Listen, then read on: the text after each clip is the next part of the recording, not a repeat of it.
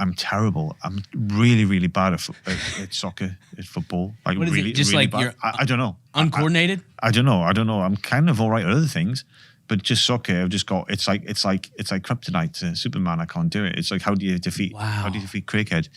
Kick a soccer ball at him, like he'll freak out, tunnel vision, and like, oh my god! Oh no! This episode was sponsored by Medical. Every veteran deserves respect, competency, and clarity when pursuing a disability claim. Of course, we all know the frustration is much more common. If you're looking for a better path and documentation that strengthens your disability rating request, start with our sponsor, Medical. Re's team of professionals work with a network of experienced physicians, and they've already provided meaningful medical evidence for more than 25,000 veterans. And while they can't guarantee what the VA will decide, 95%, let me say that again, 95% of their clients reported receiving a disability rating of 70% or higher. That's because when you connect with Medical, they take the time to explain your options before you pay for anything. Free consultations. So don't give up on a stalled process or settle for an unfavorable decision from the VA. Cut through the frustration with accurate medical evidence and a streamlined approach that allows you to pursue your claim confidently. Head over to remedical.com, that's Romeo Echo Echo medical.com to book your free consultation. Check out our link in the podcast section for more details. Welcome to another episode of the After Action Podcast. I'm joined today by the man, myth, legend, the King's favorite soldier, an SAS legend, Obi-Wan Nairobi, H to the I to the M, Chris Craighead. Hey. How are you, man? I'm all right, thank you. Dude, I am so excited you're here. I have so many questions. You're gonna be blown away by these questions. Should we tell them that this is the second time? It's up to you, buddy. Yeah, well, I just did. You did. So. Cat's out of the bag. This was your warm-up to the Sean Ryan show. For everyone who hasn't listened to it, everyone has. You're welcome, Sean, for prepping him for you. As Marines often do, we prepare for the award that Navy SEALs get the credit for. Isn't that what you said? Is that not what you said? I did not say that. You said that. I did not say that. You said he probably wasn't even that much of a SEAL. I've got nothing good to say about Marines. You know that. Oh, come on, dude. A little bit. Royal Marines. There's that. You know what I love? Do you know what I think? Royal Marines are. There's like. Go ahead. Royal Marines are better looking than US Marines. They're good looking fellas. My man gets a visa for like 5 seconds and you're getting reckless. I forgot to send you a picture of my wife's Christmas tree. This is going to make sense. So we have multiple Christmas trees, and the one she's most proud of is her queen tree.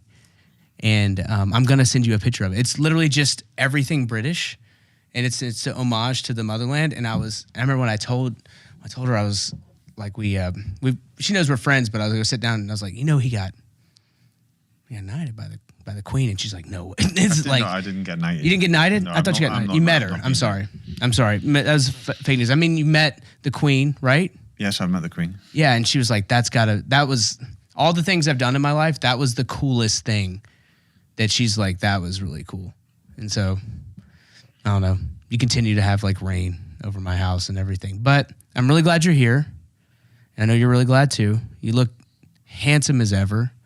Second convention in a row. We did SHOT Show together. Well, we hung out a little bit, saw each briefly, other. Yeah.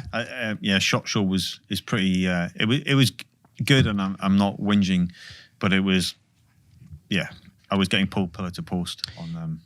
When we stopped to take a photo, me, you, Donut, Cody, and Zeus, just in that moment, like.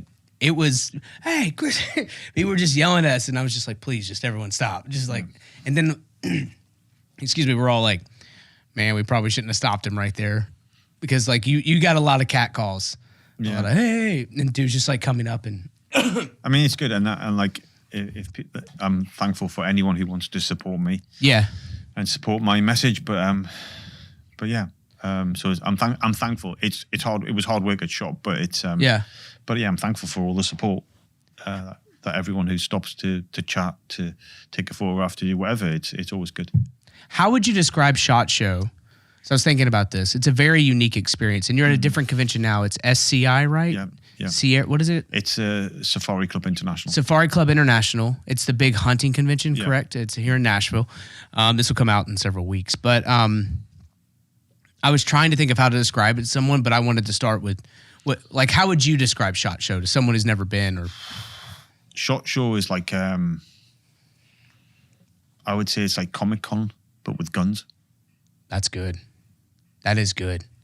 Because you do get to see everything. Yeah. I kind of, I might take some flack for this, but I don't consider it a serious convention. Like, How so? It is a convention, and there's a lot of business done there and a lot of important meetings and things, but it just seems more, like, say, like Comic-Con than it does like a serious convention. But, yeah. But it's very good, and I'll always go. And, always? Yeah. How many years have you gone? I think this was my 4th, might be my 5th. This is my 2nd, and like Friday morning was rough. Yeah. Got there Tuesday afternoon. When I boarded the flight Friday morning, I was vibrating. I could barely stand still. I do get what you're saying about it not being serious, though. Yeah, I think, and it's important, and maybe that's the wrong term to use about not being serious, but it's good because it's inclusive. Yeah. So it brings everyone. And I think I believe this last SHOT Show that happened, 1/3 of all the visitors were first-time gun owners. Really? So, yeah. How'd you find that out? I heard that from someone who was connected to the show had brought it up, and they must have done an online survey of some sort of description when they registered. So 1/3 of everyone who registered were apparently first-time gun owners. That's really cool, actually. And I think where it's going is because a lot of everyday Americans see the fragility of society right now. Yes. And that's why they're buying guns and things. Yeah. I'm going to name drop. It was Don Jr. told me. So Don Jr. Who's that? Hang on, wait. Who's that? Let me think for a second. No, oh, you mean Donald Trump Jr.? Yeah. Yeah. We were chatting about it, but he's a cool guy, right? Yeah. He's a friend of mine. So I love him. I've had very minimal interactions with him. He was kind to me. That's all I can ask. You know, I don't confuse online with in person because, as you know, it's different, right? Yeah, he's genuinely he's like a good person, in my opinion. Yeah, I've also heard, you know Baker, right? Mm-hmm. Baker told me, and I need you to confirm this. Baker said Donald Trump Jr. might be the most highly trained civilian shooter he's ever seen, and that he can reach out and touch people on a long gun. Yeah, he's an exceptional shooter in all disciplines. Really? Yeah. Just because he locked into it.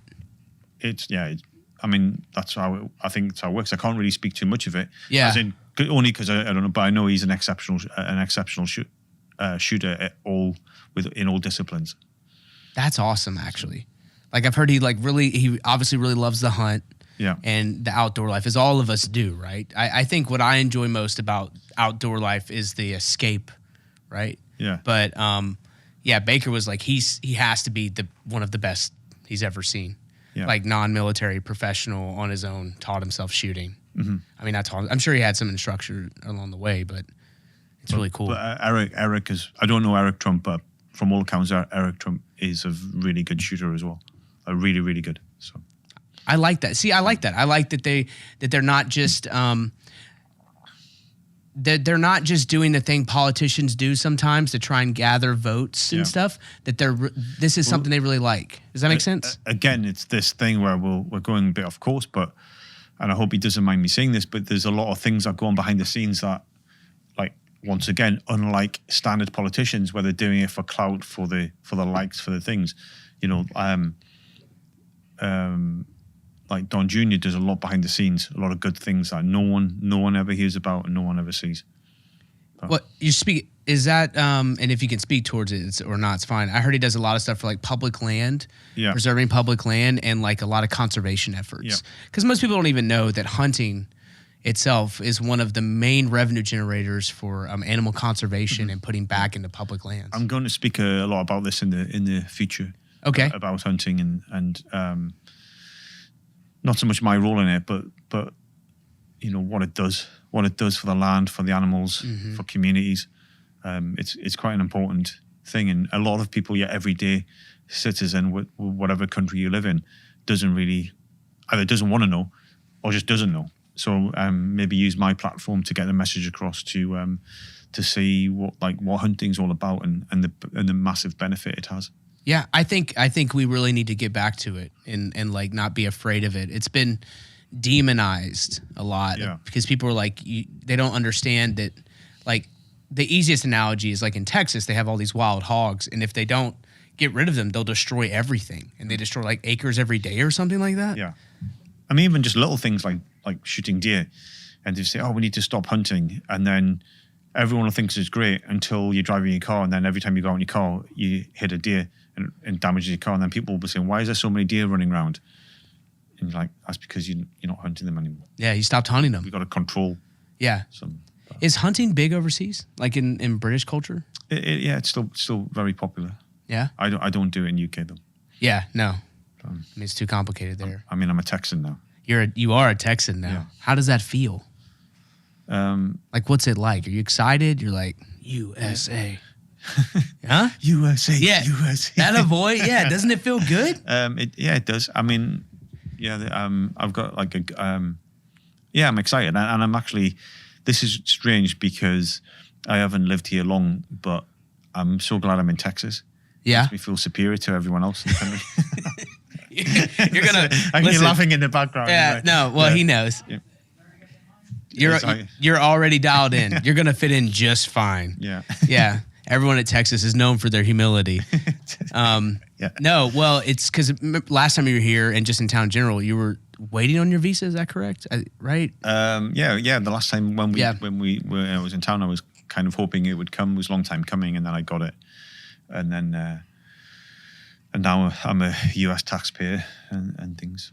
Yeah, it's great. It's great. Just try not to let yourself be consumed as I am by where all the taxes go. Just it'll come. You'll be like, I don't know if that equals out. Yeah. But it was probably the first and only time in my life when I said to someone a few weeks back, I said, I'm looking forward to paying US tax. Yeah. And he said that the rest of your life you're going to be spent trying to avoid paying US tax. But it was, for me, it was, again, it's a silly thing. It's a little things to hold on to, is that I'm paying my way, if you like. Yeah. And as strange as it may seem, I kind of felt proud of that, of like paying tax. Well, no, it is something to be proud of. It is legitimate. I mean, and we talked a little bit about this, and let's just go down this road. Immigration has never been a bigger subject than it is now, but can you, as long or as brief as you want to go into it, I want to know how long and the steps involved it took to because you have a green card, or what is it exactly? No, I won't go into too much detail because I kind of want to keep it private. Yeah. But of where I am in immigration and like what visa I have and et cetera, et cetera. But it was a long process, and the bottom line is once you know, you know. So,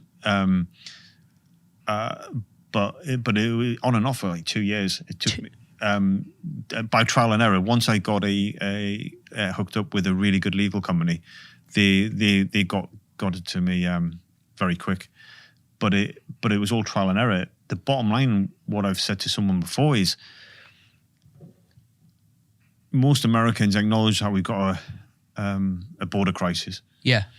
But what a lot of Americans don't know is that there's lots of people all over the world want to come to America. And it's very, very difficult to get into America. That's the bottom line, whether you're from UK, Canada, Australia. None of that has any effect on it? It's hard. It's hard to get a US visa. Wow. And but I'm thankful that I eventually got a visa and I'm here working and like paying taxes and like resetting my life up. Yeah. I live in Texas. Yeah. Well, it's just, I mean, since I've known you, you've been working on this actually. Yeah. I was talking to somebody today about you. Who was I talking to? Chris Hunt. Yeah. He put up that, he has that sign. Oh, does he? I saw that post and I did, and I was trying to work out if he had it or what. Yeah, I was messaging him. I was like, I'm literally going to talk to him today. Right. And I'll add the post, but it's the first. It's strange because I didn't tell him that Isn't it weird that he posted that Dude, today? it hit me like center mass. It was like the first thing I saw. And to be honest, I waited. I'm going to post it as soon as we leave here, but I waited because I wanted to talk to you about it, because it's like every time, and especially in this past year, there've been these little moments where it feels ignorant to ignore, the higher guidance that's coming down in my life, to where like, how would he know? Yeah. It's just coincidence that he just posted that on this particular day. On this day, right? Of one of my favorite posts I've ever done, by the way. Yeah. Because just the way the photo came out and stuff, there's so many things to it. It's, it's an Instagram post. It says, here I am, send me. It's me and you. And there's like little things about the photo that I like your face is still partially covered, but it's not. And it's like an homage and a callback to, you and your time in Kenya and stuff. And so it's just so weird. And it made me so happy to see that he took it out of his office when he left. He's like, I'm taking this. Oh, that's good. Yeah. Because he's working on his like whole book and everything, and I love all this stuff. What's his brand called again? I can't remember. It's the Code of the West. Code of the West. Everyone check out Code of the West and Lazy Fair for all your stuff. He's done before he even knew me. He did an image of me on that day in Kenya, and with speed, aggression, surprise in the background. Yeah, which is really good. But then we've got some projects on the go. So he's done some artwork that is going to get released in the future, maybe on T-shirts, maybe just art in itself. But there's some good stuff. He's a great guy. He's incredible, and I know he's super talented artist, and he's that's the one skill that I don't have any part of. Like I can see it, like I can see the image in my head. It will not come out of here. Yeah, same. I can't. Yeah. As hard as I'm like, I can do a circle and I can do like that weird symbol, the 3-line S thing where you go like 1, 2, 3, 1, 2, 3. You know what I'm talking about? No. They said aliens taught us that actually, but yeah. All right. I'll have to show it to you. I want to know it now. Huh? I want to know it now, but Boss, can you pull up the weird S? Yeah, there's no way to describe it other than the weird S, but everyone made it in school, and like the popular belief is that aliens taught us this like in the 70s. But it's like that symbol. Have you ever seen that? No. Y'all lost a lot of culture, okay? Hey, can I ask you a serious question? Go ahead. Yeah. Come on. Come on, ask me a serious question. What's with the beans for breakfast? A traditional English breakfast, I don't get it. Yeah, I only found this out last year when apparently it's not normal to have beans for breakfast. No, it's not. Well, my question to you is when is there any other time you would have beans? Because to me it's not normal. It's abnormal to have beans any time other than breakfast. Is it just is it barbecue baked beans? Is that it's what? Not barbecue ones. What is it? Baked beans. Just baked beans. Yeah, I mean everyone's different, but it's usually with breakfast. But beans on toast. How do you eat beans on toast? Beans on toast is one of the nicest things. Yeah, especially if you put loads of butter or margarine on the toast, and it makes it nicer. Dude, I might be suffering from lame Caucasian disease. What is an English breakfast? Walk me through it. Like typically, yeah, it's bacon.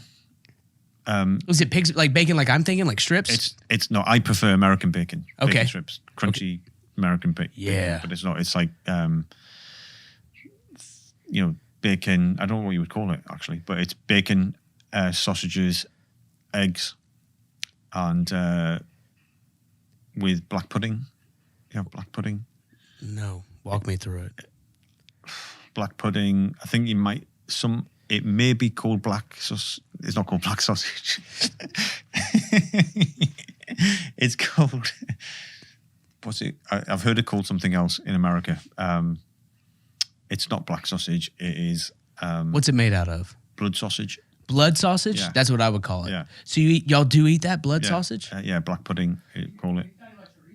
No, he's talking. He's like they literally eat coagulated blood, right? Yeah, it's like that's the old school recipe. I don't know what they make out of it, but it's like meat inside a intestine of some sort, and then with blood and I don't know, with oats and things in it. Okay, it's quite nice. It's quite nice. It is nice, and all right, and then. Then the toast with margarine and then beans. Well, no, you have it on the side, but you have it on the side. But that's typically in English. Some people have fried bread, which I don't like fried bread. That actually sounds like that might be good. Fried bread is like I'm not keen on it. It's a big thing in the army. Used to do fried bread and not toast. I don't know if they still do it, but Just fried bread's just like, not to me, it's not nice. Well, see, my southernness is like, fry it, I'll eat it. Like that's my rule for life, actually. Interesting. But I have another question about British cuisine. okay. Eels. Yeah. Jellied eels. Yeah. Still popular? Is that? I don't think so. I've never had jelly. You've never had jellied eels? I've seen them, but I wouldn't buy one. You wouldn't buy one? No. Interesting. Because I was. Do you have pickled eggs in We US? We do, but like my memory of them is my father eating them like at a bar. Yeah. Or like going to like a. It is a bar food. It's a bar food. It's one of those strange foods. I can't think of any others off the top of my head where you wouldn't eat it in your home. Mm-mm. It's just something that you happen to eat when you're out. But it's in red dye usually. But they're again falling out of popularity because people don't really go to pubs anymore. They don't? I don't think so. It's not. It's since the 2 weeks to flatten the curve. It's more and more people stay at home, and because it's so expensive as well. So I've noticed in the UK it's pubs aren't as definitely aren't as popular as they used to be, but compared to America, it's a different world. But I'd say that the bars in America are always quite busy from what I've saw. Yeah, I mean that's true. But my only real reference points for British culture are anything Guy Ritchie made, Ted Lasso, and you. That's all I got. That's a bit of a mix up. That's actually it's not bad though. It could be, yeah. It's not bad. It's pretty diverse. Yeah. I was just like doing like research on stuff. I think like my claim to fame, I've saw a few episodes of Ted Lasso, but I haven't watched it all. But Chris Hunt, who we spoke about earlier, said I was like the Ted Lasso of Black Rifle Coffee when I was there. But he also said I'm like Homelander as well.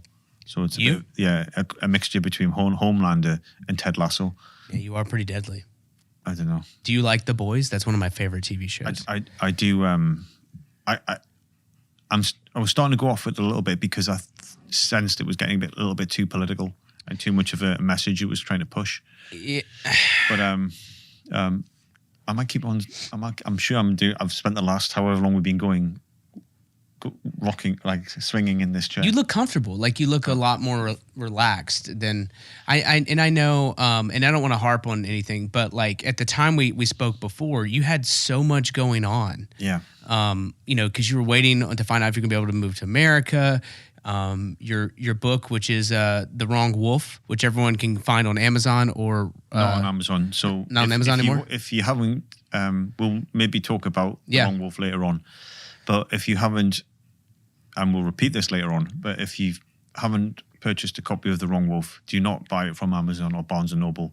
Go to direct to source, which is bookbaby.com, the store on BookBaby, which is the publisher, because Amazon and Barnes & Noble haven't been restocking it or ordering it. So people at this point in time, there's some people who pre-ordered the book still haven't taken delivery of it. Yeah. And Amazon are under no obligation to order copies of it. So if you want the book, don't bother looking at Amazon or Barnes & Noble. Go straight to bookbaby.com. Bookbaby.com, spelled the way it sounds. Yeah. BOOK baby.com. Perfect. And then the store there. There's like an online store. Perfect. The Wrong Wolf. Check it out. I love it. I've read it to my kids. They love it. It's an incredible story you and Matt Render put together. I really just appreciate it so much. I like all aspects. I don't just like the lore of Chris Craighead. I like Chris Craighead. Does that make sense to you? Yeah, I suppose. I like it when you smile, when you relax. I have a story that I always tell about you. Can I tell the story? Yep. It's So me and you and Tim Kennedy were me and you and Tim Montana were at Martin's, and we were like hanging out and just, eating some stuff. We got like a ton of barbecue and it's a good time. Tim, and this is before he moved to Montana, and I never see him anymore. It's such a bummer. But you're like rubbing your arm, and don't get upset about my British accent. I know it's insulting. I'm bracing. You see, I see the face I pulled because I know what was coming, and it's not because of the story. It's because of this ridiculous accent he's about to do. I'm doing the best I can. Right? Come on. You can do a Southern accent. All right. And you're just like, oh, all right. I'm sorry. It's SHOT Show. I'm not sick. I was tired. And I was like, what's up, man? You're like, my arm's a bit sore. I got bit by a Dragunov. And I was like, what? And you like lifted up your shirt and part of your arm, you got shot by a Dragunov. And then you put it back down. And I was just like, we've had such different lives, him and I. And I don't know. It's just, and then we just all went back to hanging out. But I love that you're like, I'm a little sore. And you just keep it moving. I respect that. Yeah. You don't have to talk about the incident, obviously. I mean, there's nothing. I got shot in the arm. That's it. Anything you can tell about it? You just It was rolled the dice. You're out doing an op. What happened? Just a sniper shot me in the back of the arm, and that was like it's kind of. I mean, there's a whole story behind it, but it's not worth telling. And then Can I challenge you to maybe tell it? Because I guarantee it's the only story I've ever heard like that, and I know a lot of stories. Yeah, I mean, it was just I'm all I'm going to say is I got shot in the arm. By a sniper in Afghanistan. The one joke I should have tried to line you up. I'd love to. I live for this question, which will never come. It will say if someone ever says to me, "Hey, did you get shot in the army?" And I said, "Yeah, it's better than getting shot in the leggy." Sorry. See? Yeah, that's good. I don't know. Yeah, that's it. I did 9 months of rehab, which was challenging because it destroyed my humerus, which is the funny bone. And so I did 9 months of rehab, and then as soon as I was fixed, I went back into operations again. So, yeah, didn't blink. Yeah. Which is and the people who did the rehab, they know who they are. It's a small team, but they were brilliant in bringing me back. That's what I call it. They brought me back from thinking I was never going to operate again, and they were just really supportive, and did a great job. Well, that's awesome. I have a few questions associated with that, and they're not too dynamic. But like in America, it's pretty well known that if you get injured overseas, you go to Germany and then you land at Walter Reed, and then they send you to possibly another location. But is there something like that in the UK? Do you like go to one place, or did you go to like a specific place with the SAS or what? They have a place for the army. I didn't go there. We went to a different place. Okay, you went to a different place, right? Based on the injury? No, just based on my job. Based on your job? Okay. Well, that's... And then, but they all do a great job. The Headley Court, I think, is where the guys end up to do their rehab. But they did an outstanding job of more soldiers, so I hear, who went through that program. Yeah, I mean, the people the physios who got me back to full fighting fitness in 9 months, they did I can't speak highly enough. 9 months is incredible. And you were operating like 9 months later? Yeah. Wow. And this is the thing, which is where I'm going to start maybe saying a bit more of, that's 9 months like operating again. When I mean operating, so overseas, get shot, get fixed. Yeah. 2 weeks later from being stamped, you're fit, flying back into the fight. And to be fair, that's exactly what I needed. Why do you think you needed that? I think it's like everything. It's like retirement. People need purpose. So I was like, I had a focus. I can't tell you what the job was, but like 6 months into rehab, talked to my commanding officer, and he was like, "Hey, we had this discussion. Could you do this?" And I was like, "I'd love to do that." I mean, this is very abbreviated and hidden, but and then so that gave me real focus and drive to get fixed and fit. And then as soon as I was fixed, I went out back onto this job, and it was brilliant, and it was the best thing for me. And it really it's the highlight of my again. It's like most of these podcasts I do is all veiled because I don't talk about it.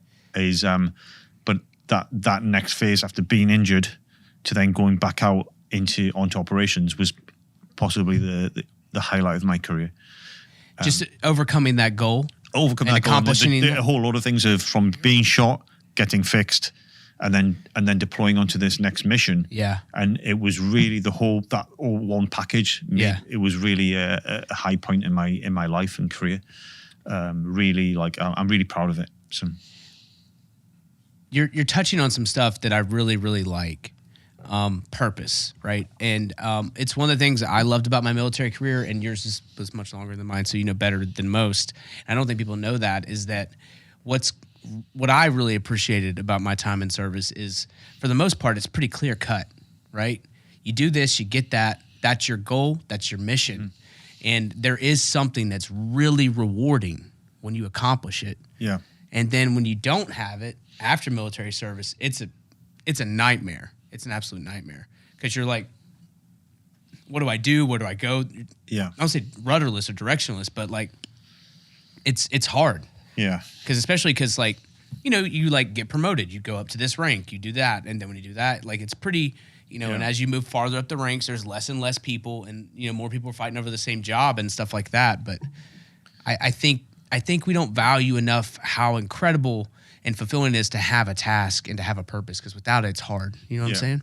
And I think a problem with society today is that a lot of young people don't have that purpose. Like now, things are becoming harder to do, I think. Yeah. It's especially if you're from like a poorer background, things where everything used to be possible. Now things they're becoming very, very difficult. The so what of that is, it's the purpose of like young 14, 15, 16-year-olds are really like struggling to think, what am I going to do?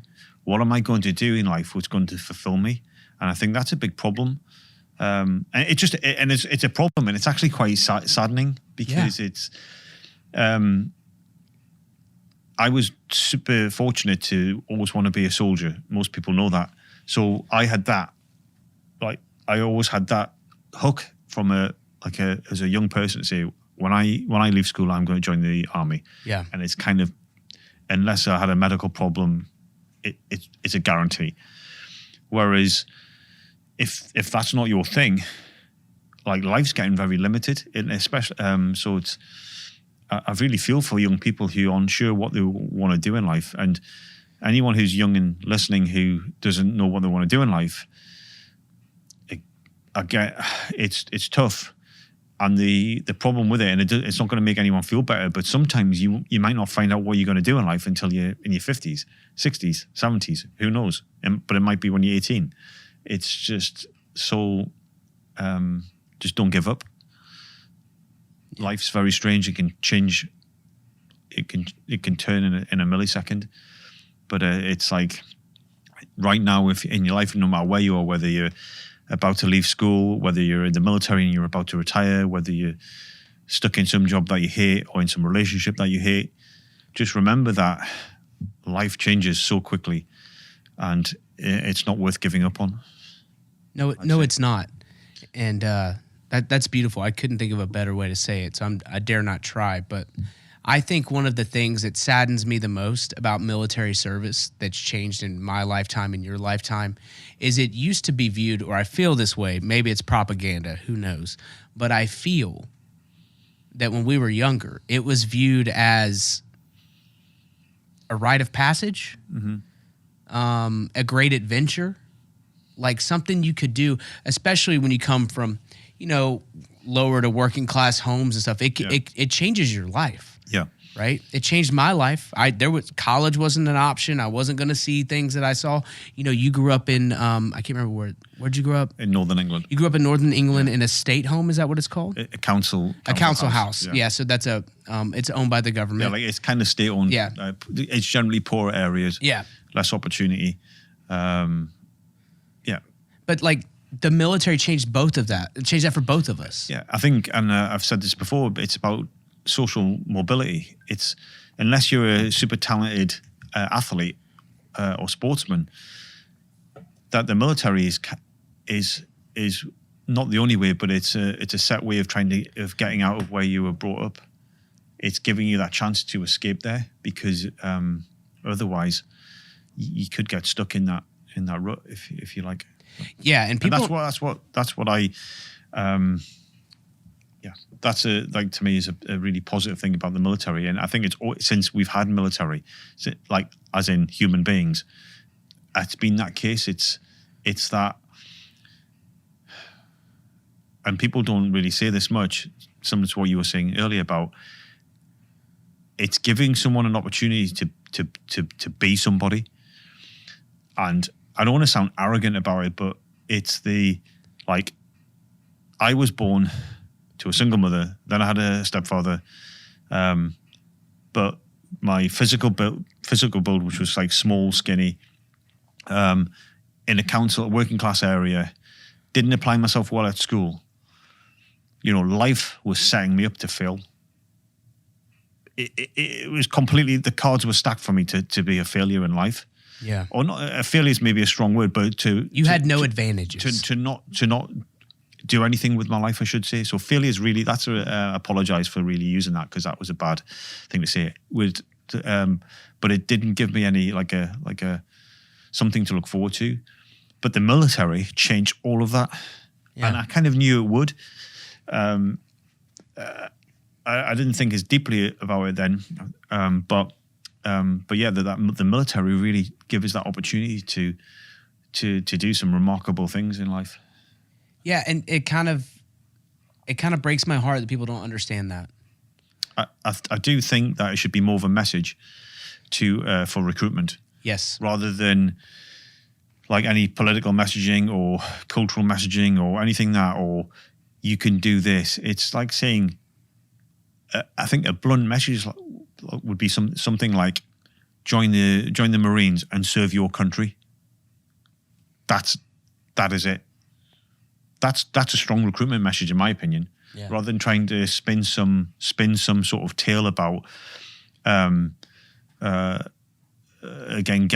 having a career or whatever. If it just say, hey, come and join the army, go to war. Yeah, like that's what it's about.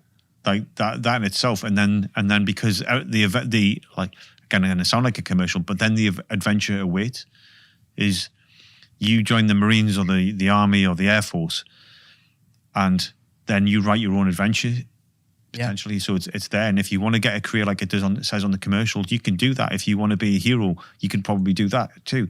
If you want to be, find yourself having an adventure, meet different people, see the world, do unusual stuff, and remember sometimes the stuff that you do. You say, I joined the army and I didn't do anything. I just did really poor jobs.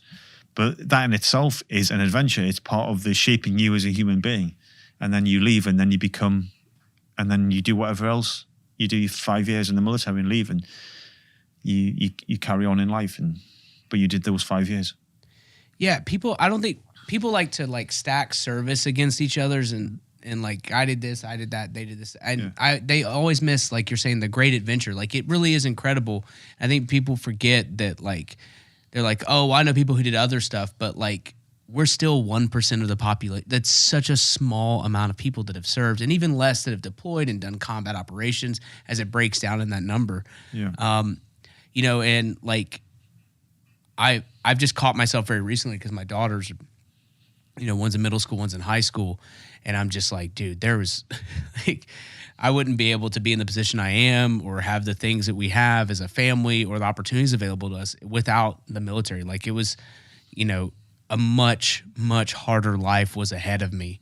And I don't know what that looks like if I go left and not right. Yeah. You know what I'm saying? But here's the thing is, the other thing I'm going to say to everyone is that the military isn't for everyone. So I'm not getting all righteous about, if you have to serve and you have to do your bit, because it's not for everyone. And so where I'm going with that is there's other roles and jobs in life where you can have that. Again, is what I'm trying to say to everyone is there's an adventure for everyone out there. And you don't necessarily have to join the military for it. To me, it was just, it's an easy fix, it's an easy fit. But I'm trying to say to people, because there'll be people out there who have got no intention of joining the military. And what I'm trying to say to you, I hope it's not waffle, but doesn't sound like I'm waffling, but it's it all circles back to don't give up. Yeah. And there's opportunities out there to live your life and seek out adventure. Yeah, I think it's Israel where everyone's required to do some form of military service, and I don't think we should do something that extreme. I think we should have something in place where people do 2 years of some form of community service. They could go work at the Red Cross or a nonprofit. They could go with Doctors Without Borders. I don't care. My biggest thing is I think people as a whole, especially in a country like America or like the UK, they need to go to countries that aren't like our countries, our home countries, because that will really snap you out of anything of like, it's so bad here. And then you go to places where, water's scarce. It'll make you be like, okay, it's not perfect, but you have a new perspective, right? That's one of the best things I got from my time in service. And I've traveled, afterwards, other things too. And I'm grateful for it. But I don't think people really understand what they're missing out when they haven't, seen different parts of the world. Like just the wild, vast wonder of places where like electricity's hard to have or, there's only one cell phone tower, things like that. I don't know. I think about that a lot. I want to do more adventuring is my main goal. Yeah, I think it is. It's definitely worthwhile, like see, and not so much seeing the world, but more as well experiencing hunger, thirst, real hunger, real thirst, real discomfort, being cold, being too hot, too cold. There's not many people nowadays get to suffer that, but you used to a lot in the military. But but it's a good thing to take, and it's a good. Sometimes I have to check myself, when I'm complaining about something and I'm thinking, check your privilege. Yeah. Remember this, you're in quite a good place. So. Yeah. But we're, you're saying check your privilege, but you're right. We're all longing for it though. That's why we have, we have saunas and cold plunges. We're just trying to recreate some of that hardship. Yeah. I did a cold plunge I went to go see this guy named Dale Brisby. He's a cowboy in Texas. He would love to talk to you. And I was actually going to try and get on a bull or a bronc, and it was too cold, so we didn't do it. But he's like, hey man, you want to hop on the cold plunge? And I was like, I don't want to do it. But he did it, so I was like, all right, I got to do it. And then I hated it, but the second I got out, I was like, I get it. Was that riding a bull?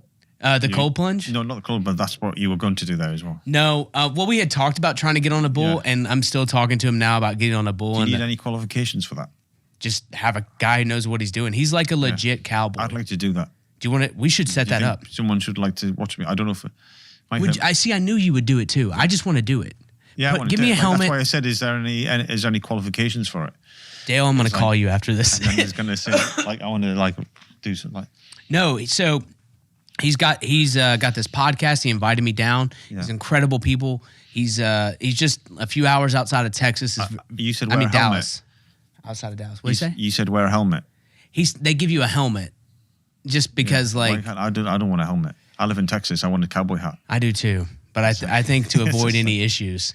But I want to do it so bad. To be fair, I probably want a red man suit or something. Yeah, look at him. There he is. We're going to put this in the thing. There he is. Dale Brisby, Rodeo Time Podcast. He's one of the nicest people I've ever met. Like literally. He's the greatest bull rider of all time. And he's just a good dude, man. Just a good dude. We're going to see. Is it true that if you ride that's how you get a buckle? Or is that you have to compete? You got to compete in everything. He was walking me through it. It's a whole thing. Because our friend Gage. Yes. That's the first time I heard about when he said, I've actually got a buckle or something like that. It's something like that. And you know what's funny? He doesn't talk about that the way he should. Right. Like he thinks it's like low key, but he did the rodeo thing too. Yeah. And then he got bored with that and then became a lead singer in a rock band. And now he's like Ralph Lauren and it's just a whole thing. And no, you really want to do it? I'll go down with you and do it. Yeah, I'll do it. All right, fine, we'll do it. And I can't wait. I'm literally going to text you, Dale. I probably need some healthcare by then. So. Nah, don't worry about it. You'll be all right. Rub some dirt on it. And yeah, so we'll talk more about that when we come back. We'll take a quick break. And yeah, thanks for being here. Hope you guys are enjoying the episode. If you want to continue to hear more stories like this and to help us grow the podcast, please don't forget to like, comment, subscribe, and to also drop a rating and review. Every bit helps. Thank you so much. Now let's get back to the episode. And we're back. Just two cowboys here.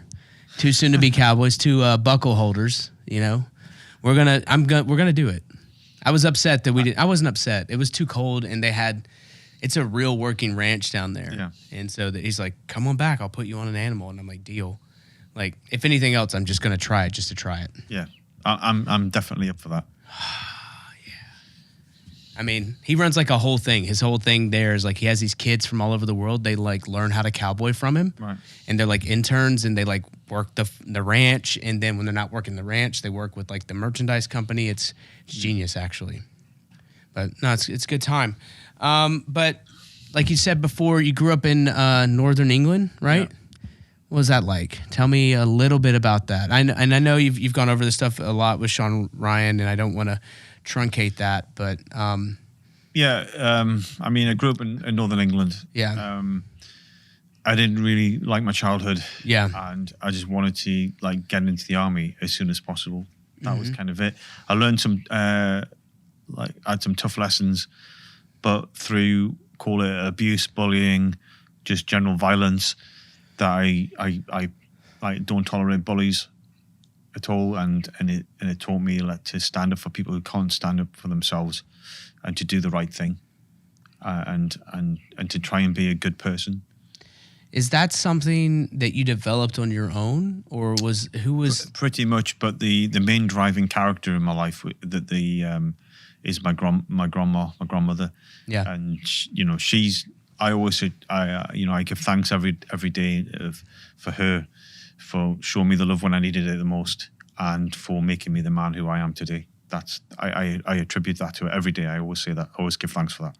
It's so cool that you were tight with her. So, You just called her grandma, is that? Yeah. Or you didn't have like a nickname for her? No, Just grandma. Yeah. I like that.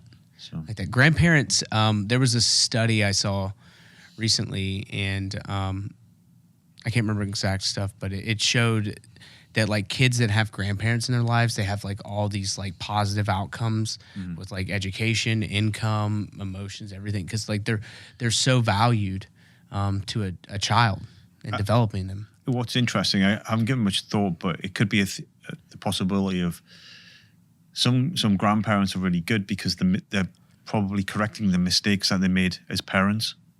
So they relook at it as a grandparent and say, "Oh, I should have done it better this way." Now they get a chance to rectify those mistakes that they made as parents, as grandparents. Wow. So That has to be it, right? maybe. Yeah. And I mean, it has to be it, because often in life, the answers are more simple than they are complex. At least that's what I've found, right? It's not that everything's black or white, but it's never like the big, long thing. It's usually just something like that. Wow. So, Did she know you wanted to serve in the Army? yeah. What'd she think about that? Yeah, she was always she was always positive to everything that I wanted to do. She served in the RAF in World War II. She did. So, and then. Did she talk to you about that, like what it was like? Yeah, I mean, and she talked to like my grandfather, who I never met. He died a year before I was born. He was in a Lancaster bomber cruise. Whoa! So he was in the Wow. in World War in the bomber cruise during World War II. That's crazy. I've been down this rabbit hole recently of flying, just like airplanes, and like every time I get on the airplane, my only thought is like, people don't seem to remember how new this is. Does that make sense? Yeah. Like it was just two brothers in the middle of a field, Kitty Hawk, who were just talking shit to each other, making bicycles, and we're like, I think, I've been looking at birds. I think we can be birds. And then a few years later, we're using them in World War I. A few years later, World War II, and now they're just everywhere. And then we're on the moon. Yeah, then we're on the moon, allegedly. Then we're allegedly on the moon. I don't know. But I think Optimus Prime's up there. But no, like it's so, and this has gotten even bigger when I went to New Orleans and I went to the World War II Museum, and it's just, those were men. I don't know the numbers, but the amount of crews that were killed in World War II, bomber crews alone, I'm sure it was something like 40,000 plus. Yeah. Just bomber crews alone perished in World War II. That's RAF. I believe it. It's like that sort of numbers, that sort of those casualties. It's hard to get your head around. No, that's insane. Bomber Command crews suffered a high casualty rate, a total number of 125,000 aircrew. 52,000 were killed at a 46% death rate. Yeah, 57,205. Whoa. Killed. And like, what no one, and maybe people know this, I don't think people really think about this, that it was So you go through the World War II museum, and as you get to the top, you get to one of those flying fortresses, and it's just two dudes, two pilots. They're closer than me and you, like literally as much as they can. And then the bomber pilot, he's laying down flat, just looking. Yeah. Just like, okay, drop it. Yeah. And they would fly up until they ran out of oxygen. And you've got guys like in the little gun turrets, the small ones. So they like had to choose guys who were quite small. I think it had to be under 5'6" or something. Yeah. And because they could fit into these little, and then to get locked in it, and you think that's pretty. It's a different time. It's a completely different time. There's all this technology and all these things happen, and then imagine like coming back to northern England or middle of nowhere Kansas, and you're like, yeah, I used to be in airplanes. Yeah, I don't think we really understand that. That's the thing about World War II, isn't it? How people had these remarkable careers, wartime service, and then it ended. And it just ended like that. Crazy. And then everyone just went back to normal life because most people were involved in the war. And then it ends, and then everyone just goes back to being like a farmer, like whatever you did before. That's crazy. I honestly, I don't know how they did it. Like the just like. Well, I think part of the strength of it is because so many people did it. Yeah. So that's the catch, is that you would probably know lots of people in your hometown who did that as well. So where the problem, I think, would come is if it was like the military of today, where it's still like a smaller number, and then it just stopped, and then you have to go back when there's no one else experiencing it. But the fact that everyone pulled together, did it for the war and did their bit, so it was like common ground. Yeah. And it all comes back to talking to people and sharing experiences, which is why like PTSD related conditions are very low in Israel. Yeah, because they all have it. Because they all have that common bond of talking to you in community, which is similar to the wartime effort. It's that common bond of community. So it lessens the effect of the problems that we're seeing today, perhaps. It has to, because like I'm really dumping this whole. You need to go. It's in New Orleans. It's 4 buildings. It covers all the campaigns. There's even a guy there. There's always like a veteran there who was like in World War II, or as long as it can. It's the coolest thing I've ever seen. It's rated as like the number 1 or 2 museum to see in America. Right. But just seeing the like propaganda war bonds photos where it's like save a can, give him ammo. Yeah. We don't have anything like that, because they literally did. It went to making planes and ships and bullets and I think that's the stuff that really, like you're talking about the PTSD stuff, because everyone had that, not fear. Everyone had the knowledge of what war was. Yeah. And I think we've lost that a little bit, right? Yeah. It goes back to what I said earlier about like doing your bit. Yeah. Whether it be military service or not, but helping the country. Instead of hating the country, maybe help it. Yeah. We do a little too much of. I think we view everything a little too righteous sometimes. Like obviously America can be better. I'm sure the UK can be better. Everywhere can be better. But like we've also got to not be against it. I think the problem is we need to have national pride, but it's sometimes difficult depending on what's going on politically in that country, and how the media is polarized. Lots of different countries, not including the United States and UK, but so it's hard to get back national pride when you're getting pulled in 2 different directions a lot of the time. Do people have like pride for the UK the way Americans have pride? I mean, like everyone, they don't, not at all. Some people do, and some people are immensely proud of the country and things, but it's different. It's not like the United States at all. And this is the thing. There'll be people from the UK watching this going, "Oh, that's not true. We love our country," or whatever. I'm comparing it to America, and it's completely different. Can you expand on that, just to give more context to someone? I mean, it's national pride, but it's not really. Yeah. It's not. It's certainly not like. I mean, you can even see it's like sort of like passed into me. Yeah. Like pride of like I'm not an American. I'm an immigrant, and I'm not even anywhere near to having citizenship.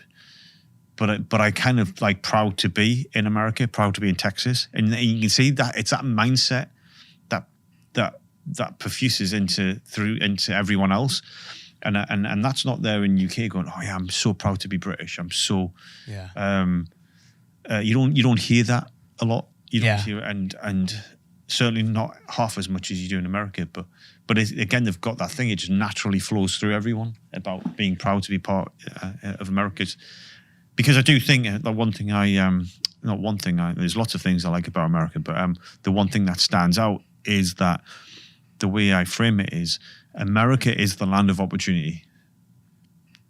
It's the land of can do, and it seems to me that the UK especially is the land of can't do. So, I mean, I couldn't agree with anything more that you're saying. I mean, like, and nowhere's perfect, blah blah blah, but like, there aren't many other countries where you can start at the bottom and like literally change everything about your life. It's the way you can in America. It's becoming harder and harder. It's certainly much harder in UK than it used to be, and I'm presuming it's getting harder in US. Just how life is these days, but it certainly is the land of opportunity. If you want to do it in America, you can kind of do it. I might get proven wrong here, but good example. Let's ride a bull. Yeah. Like, if I want to do that in America, as we may find out in the near future, I can do it. But if that thing goes on in UK, which I don't think it does, but if it did, there'd probably have to be all sorts of health and safety checks and regulations that you'd have to do. You almost have to do a course before you could do this and get signed up. Everything's difficult in UK. Yeah. It seems like to me. Well, you got red, white, and blue now. All we need to do is I just need to text Dale, and we're going to be on the back of some bulls and some broncs. No, I understand what you're saying. I'm just very curious. So pretend like I'm a dumb American. Try your best. But the way it works in the UK is you have a governing body, correct?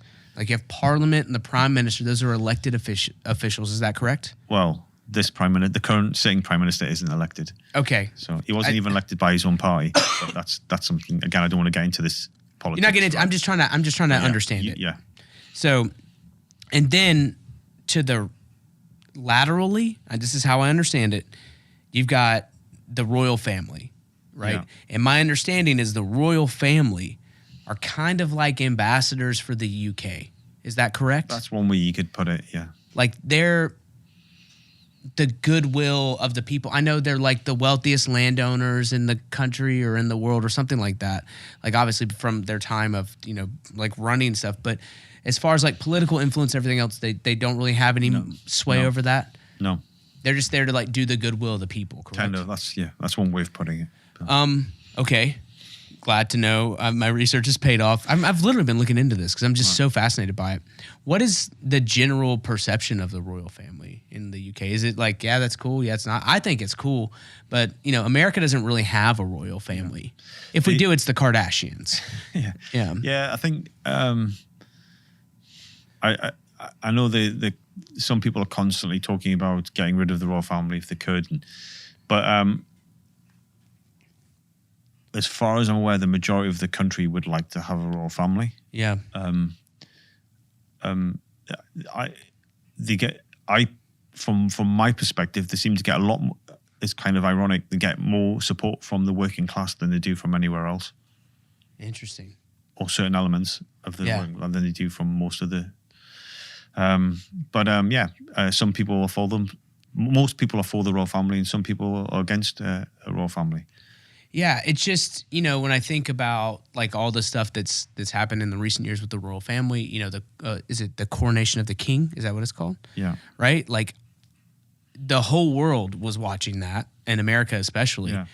I don't think America has an equivalent where like the UK's like, let's check this out. Like you guys aren't watching like the World Series or the NBA Finals the way we're watching a king get crowned. And I understand it is historic, and I'm not taking away from that. It's just we don't have that for y'all. Does that make sense? Yeah. That I'm aware of. Yeah. Or maybe there is something. I don't know. No. You guys aren't like, let's go turn on NASCAR. Yeah. I mean, that's the thing about this is where I'll flick into like things like Go ahead, flick it. Like like American sports aren't very good. Go ahead. Yeah. Go ahead. Tell me why. I'm all about it. No, it's. I mean, like, I don't really talk about much of it. It's just like I like Formula One. I'm not that keen on NASCAR. No, I understand. Not to say I don't like NASCAR, but I prefer Formula One. I don't like soccer. You don't like soccer? Yeah. You like British football? You like football? Is that what you call it? Or you don't like soccer at all? I don't like soccer at all. At all? At all, no. Whoa. Given the option, if you said, do you want to watch American football or do you want to watch soccer? I'll take American football. It's kind of contradicting what I was saying about American sports. Yeah. But then I was thinking You're waffling. Yeah. You're waffling. I'm just lying. Everything I say is lies. It's just like, but no. But I think American football would be better if it was faster. It seems to be stop and start. I'm a big hockey fan. I do like. Now we're talking. Yeah. I'm a Caps fan. So really, yeah. The Capitals. Yeah. Washington Capitals. Yeah. Man, you fascinate me. So. Wife carrying championship in Finland gives winner's wife's weight in beer. What about that? Is that a sport you like? Is it?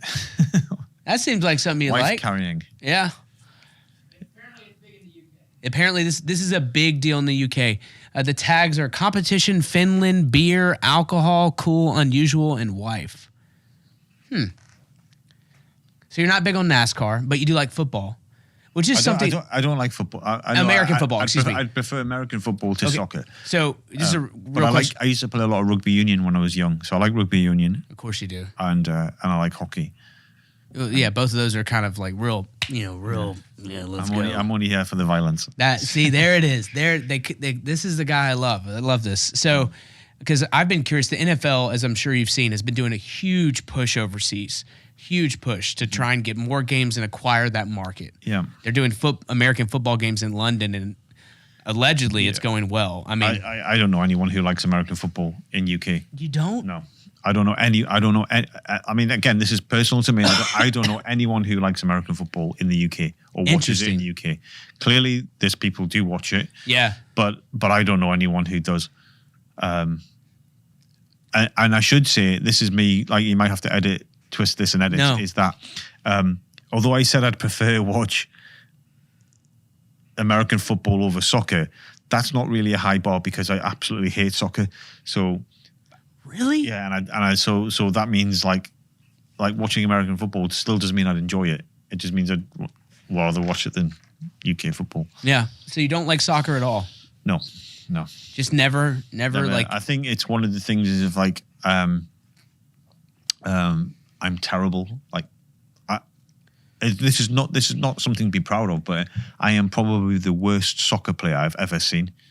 Really? Yeah, I'm terrible. I'm really, really bad at soccer, at football. Like what is really, it? Just really like bad. you're I don't know. Uncoordinated? I don't know. I'm kind of all right at other things, but just soccer, I've just got. It's like kryptonite. Superman, I can't do it. It's like how do you defeat Craighead? Kick a soccer ball at him, like he'll freak out, tunnel vision, and like, oh my god! Oh no! It's again prepared to edit, but I've got Stephen Hawking's football skills. No, we're not gonna edit that. That's what someone used to say. Like again, people might get up. I don't know if you've been keeping up lately, but Stephen Hawking is not a great guy. Yeah, no, that's why I said edit out. But, no, boss, keep it. We're keeping that. His legacy can be destroyed. He was not a good person. This is all like stuff that's fascinating me. Okay, now. Baseball or cricket? Do you have any concern of both of those? American baseball, cricket. Yeah, cricket. I've tried to watch cricket. You like it? It's fun. It's all right. It's fine. It's I enjoy watching cricket more than I watch soccer. Okay. Yeah. You said you were at SCI today and you appreciate the support.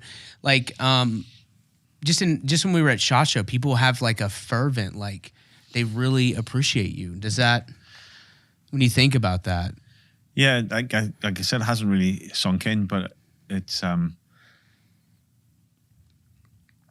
like my friend Matt Klein, Matt Randa. Yeah. He coined it. He said, "You mean a lot to a lot of people." You do, and it's kind of like I'm like representing people now, if you like, but I'm like I've become bigger than what I. How do I? Like I'm important to people. So I think so. and I think it's because there's a message that I'm delivering. It's like a message that people haven't been allowed to say for a few years. What's that just message? doing the right thing, Yeah. standing up for yourself, standing up for the people. It's it's somehow not being heard. Well, but I think that is, I think what I think people like about you, your story, your image, the idea, whatever you want to call it, the folklore, the narrative, there's tons of words to describe it, is that everyone wants to believe, or everyone wants to hope that in the worst case scenario, that a part of them will react in a way that is right, no matter what the consequences. And ultimately, that is what you represent. And I think it's hard. It has to be hard, because that's Chris Craighead, right?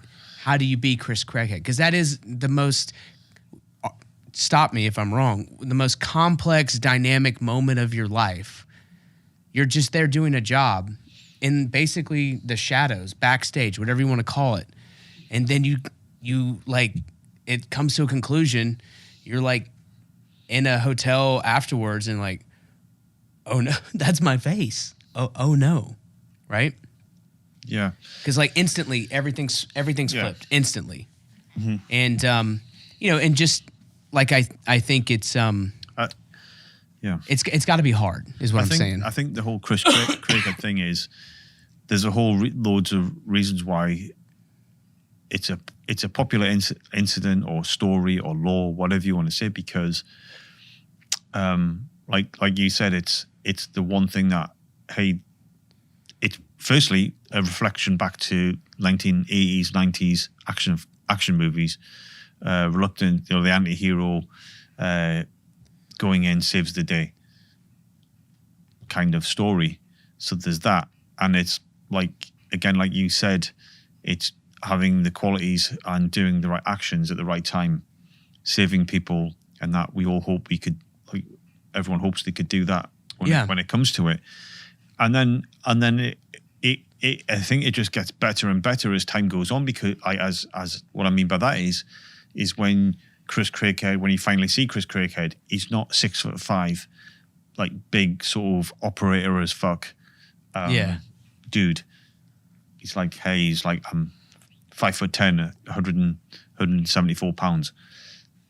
Like that's like, and not like this grisly sort of gnarly guy. It's just like a kind of nice dude. Yeah. But make no bones about it, will fuck you up if you cross me. But that's how it, and I think people like that is. That's what I like about you, because I also have the knowledge, and most people have it now, that like, have you seen the Jack Reacher show? I know of it. So like the whole thing is like, imagine if you were a cop and your job was to investigate people, and all those people were trained killers. Reacher, down. It's just a procedural show about cops, and like his whole thing is like he's jacked and stuff. He's like every MP's dream of what they think they are when they're at the gate, like looking at you like, come in. Right? And I understand that's what you're saying, is you believe that. But like, how can I say this? To me, you show up as I expect you to. Does that make sense? Mm-hmm. Right? Because I don't want Reacher. I don't think anyone wants that. And that's not a takeaway from it. I think it might be. I think it would be disappointing if Chris Craighead turned up in like like Jack Reacher. Yes. Like this big jacked sort of monster of a guy. Yeah. I think it would be disappointing to people. It's like, of course he looks like that, and it's like his actions don't. It's like the whole small man but big heart type. I mean, small, 5'10", it's not that small. Yeah, but it's that thing of like, I'm like 5'10", 170. Last time I checked, 174 pounds. Yeah, but it's like I say, it would be disappointing if I was that 6'5", jacked sort of like big tough guy. Well, it's not real. Like you can tell it's fake. It's disingenuous. It lacks authenticity. Like you're someone who's always struck me as like you're very soulful and you're very in touch with like who you are. And in my opinion, you're someone who's had this career for so long, and you have a thoughtfulness to you that I appreciate, right? Right. Because the alternative is terrifying, right? If someone who had gone through the things that you've gone through over 28 years, 28 years, and was just like, I'm fine, they're not fine, right? You know what I mean? They're like, nothing's wrong, I'm safe, I'm strong. Like, but you have this like, I don't know, I think it was me and Gage who were like, yeah, he's just a hippie, dude. He's just a hippie, but if he feels like it, he'll engage, right? Obi-Wan Nairobi, same thing. Obi-Wan in Star Wars is this guy who goes to war forever. The Clone Wars, all these things. He trains Anakin, blah, blah, blah, blah. But when you meet him in the first Star Wars movie, he's just a farmer. He's like, I don't even know who that guy is. He's like, my name's, Ben. Right? That's kind of who you remind me of. Does that make sense? Yeah. No, you put it like that. Yeah. Makes sense. It's see, that's where it came from, because it's there's not a lot of bluster to you, right? Right. Does that make sense? Like the Jack Reacher stuff, and I appreciate that, because I want someone. Too often from military movies and all the things we've seen, like people have this idea of what they think, operators and stuff are, and they are, but they aren't. Like Predator is one of the greatest movies ever.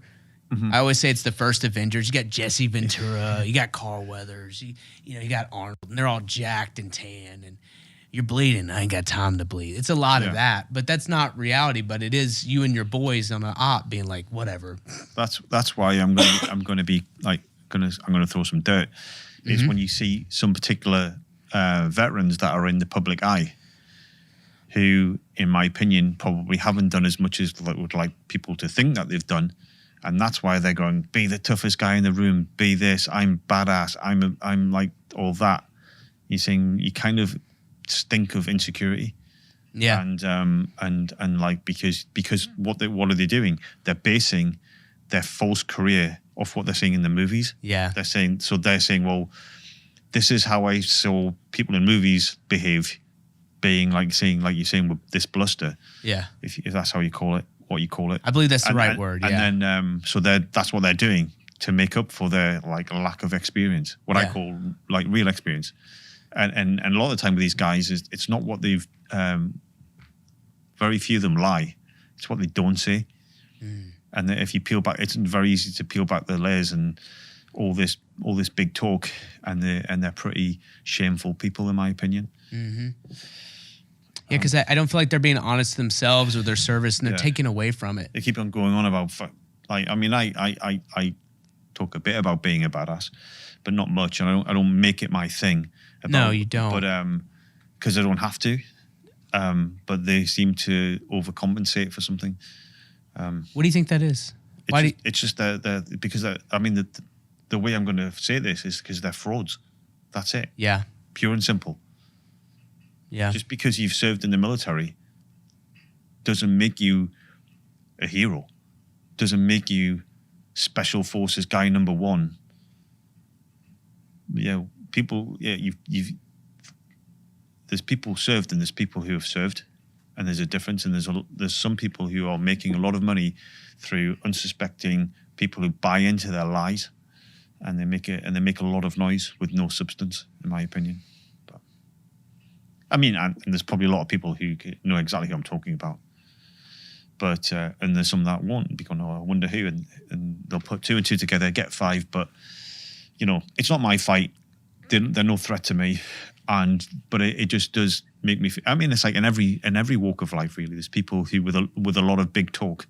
Yes. And a lot of lack of substance, all talk and no trousers, as they say. Is that the expression? It's one I've heard. I like that. All talk and no trousers. You're all talk and no trousers, mate. Is that it? Yeah. I know you hate it. It's funny. There's little moments where you look at me and I'm like, man, I'm glad he likes me. No,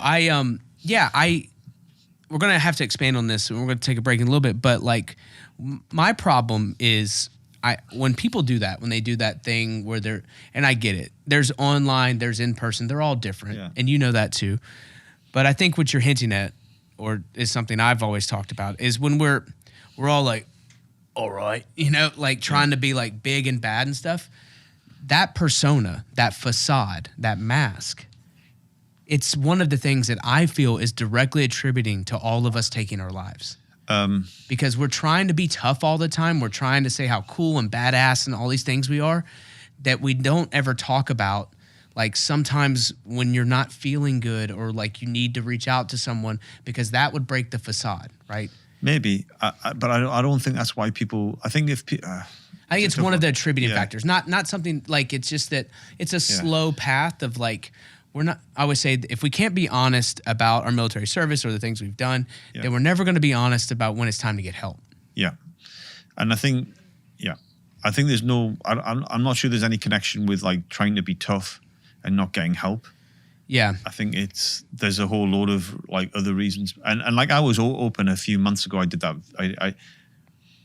I did that like video about me, and here's I don't think everyone will see this, but my point to everyone is when I do a video, try and read the captions, or try and read what I write with it, because like that video wasn't me going through a tough time. It I'd went through the tough time and then was talking about it. So I didn't need the help then. I'd sorted, like, it was just a tough time. But I felt compelled. It was really a spontaneous thing. I was out walking in the park in Texas, near to where I live, and I just thought, do you know what? I'm gonna talk about what I've just been through. And the video you sent to me, it was it in October, November time? Yeah, you sent it to me. You're like, what do you think? And I was like, So I was like, because I sent it to you. I think about 3 people. So I'm thinking about sending this video out. What do you think? Because but contrary to what I've just been saying, I didn't want to sound like it was like it was a pity party or something. So that's why I sent it to you. I sent it to a few other people, and they all said send it. Yeah. And I think what you're saying is like the pity party thing, and is that like you didn't want like it to be perceived as something that's happening. You just wanted to share a vulnerable moment and have this is what happened. And the message is kind of like was to me. It was like for me, to me, and it was to say to, just trying to get out to people that everyone should know by now that everyone suffers. But what people strangely don't get is, even though we acknowledge, when we say everyone suffers, we're selfishly looking at ourselves. So when you're going through a tough time, we're saying, yeah, it's all right, everyone suffers, I need to get help maybe. But what we don't think about is everyone else suffers. So when you go for help, so if you say to your girlfriend, your boyfriend, your wife, your husband, your mother, father, when you have the courage to maybe get some help, what we always forget is that they might be suffering as well with their own problem. And so sometimes that help that you maybe desperately need doesn't come from the person that you need it to come from the most. Yeah, because they're fighting. So it's to be mindful of other people are actually suffering as well. So just be so sometimes when you go to get help, it might not come, or it might not come from where you want it to come from. That's what all that was about. How did you feel after you posted it? Yeah, I was shocked. I was shocked with the response that it got, because again, I thought I was just gonna put it out, but it clearly connected with a lot of people. So it choked me up. Right. I showed my wife. I showed her. I was just like, "Hey, check this out." Like, he wanted my thoughts on it, and like if his message is like understand. Like I got teary eyed. I'm getting a little emotional thinking about it, because I know it's hard. It's hard to be vulnerable and honest. Well, it wasn't like being like, I don't know if I was being vulnerable. Like, to me, it wasn't being vulnerable. It was just saying, hey, this happened. But it was more of like, it was trying to help people in the fact that preempt it. And I can't remember if I said it in the video or not, but one of the things is trying to make light of a serious matter. But do you know, when you go through some sort of crisis, whether it be like emotional, like mental health or whatever, or some sort of drama that you're having, and you get through, and some people suffer for a long time, finally get over it and win and move on in life. My point to you will always be now is, remember, this can always come back. And like The Simpsons, Homer Simpson says, it's not the worst day of your life, it's the worst day of your life so far. It's like, and That wasn't the worst thing that ever happened. It's the worst thing that happened in your life so far, because it can always come back. And sometimes you find that if something comes back a second time, it's always worse. But that's what no one says, really. No one ever says, hey, we can get through this, we can win. But when you win and you're high-fiving and everyone's happy, no one's in the mind going, just bear in mind, you could have a relapse. You could, whatever it is you're doing, whether it be drug addiction, whether it be like mental health issues, whether it be just unhappiness. And like, I'm covering all, like, I'm putting everything into this big bag. Yeah. So it could just be like, just feeling unhappy. And that's, again, check your privilege. That's my problem. It was not, I didn't have mental health issues, or I wasn't in addiction or anything. I was just like feeling sorry for myself. Yeah. And then all of a sudden you're on top, and then you're not. But that's what people forget, especially the more serious things, like say, like addictions and things. Yeah. Where you prepare yourself for a potential relapse, or like mental health, prepare yourself to go through all this again in the future, because life changes for better or worse. Instantly, life can change. Yeah. And you know that better than most. And when we come back, we'll talk a little bit about that and about what you're doing and the wrong wolf. We'll be right back. Okay. Hope you guys are enjoying the episode. If you want to continue to hear more stories like this and to help us grow the podcast, please don't forget to like, comment, subscribe, and to also drop a rating and review. Every bit helps. Thank you so much. Now let's get back to the episode. And we're back. We're back with two cowboys here, myself and Mr. Craighead. And speaking of cowboys, I would be remiss if I didn't touch lightly on the incident, but there's many stories about it. Again, go to Sean's episode. But, I like the story that you've told before the most. And if you could just briefly touch on it, is you're driving the person you met. Oh, yes. So that, for those who haven't heard it, the morning of the attack on the 15th of January 2019, I was doing some training that morning, doing my own personal training out in the African bush, if you like, and I was driving back into the city. I pulled onto this dirt track that I call the main, but it's still a dirt track that leads all the way back to Nairobi.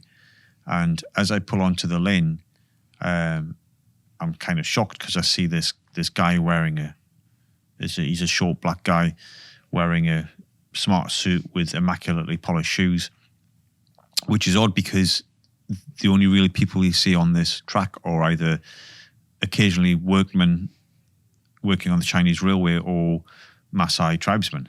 Mm-hmm. So I'm shocked. And then what's even stranger is something compelled me to break procedure, to break common sense rules, if you like. I stop the car, put the window down, and say, "Hey, buddy, do you want a lift?" Yeah. So he runs, gets in the car, and I start driving towards the city. We're talking. He asked me my name. I say Chris, and I ask his, and then he's like, "When were you? How old are you?" I'm like, "Oh, I'm 43." I'm 43. He's like, "When were you born?" I'm like, "September." I was born in September. What day? And I said, the 15th. He goes, "I don't know what day in September I was born, but this is a good sign because that means we were in September 1975, we were both born." Didn't think anything of it. And we've been driving down. He says some other things I can't really remember.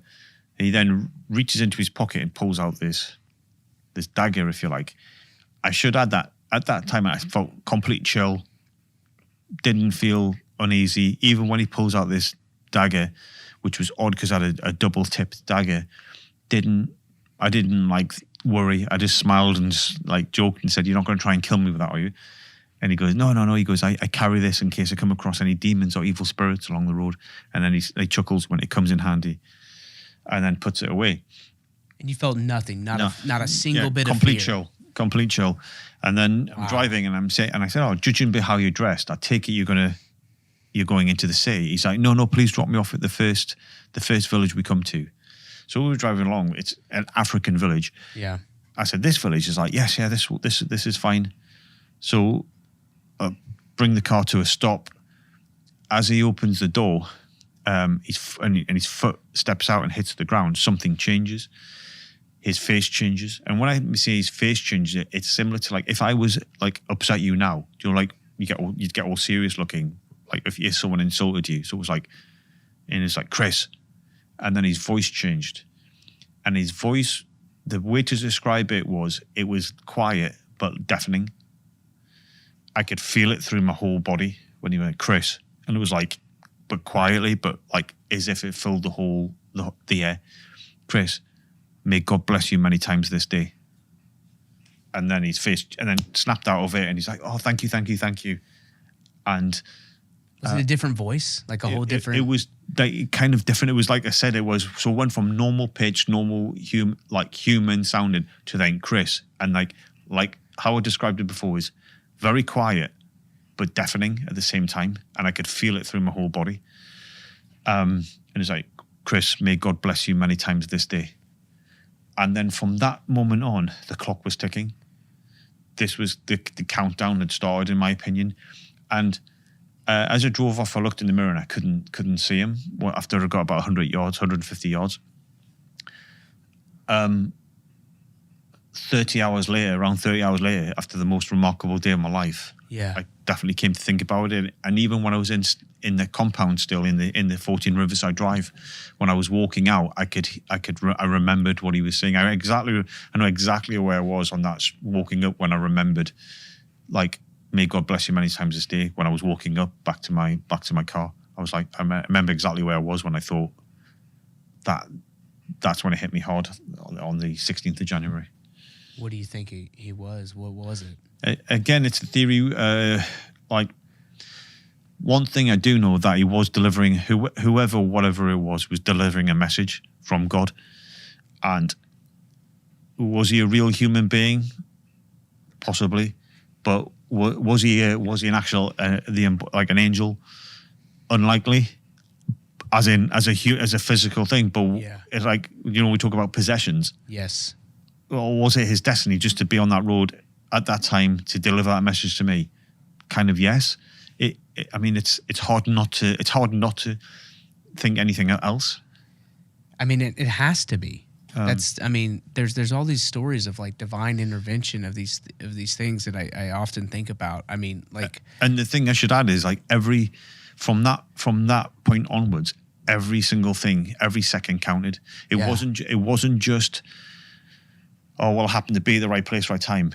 This timeline was like perfect. Remember, the terrorist incidents happen.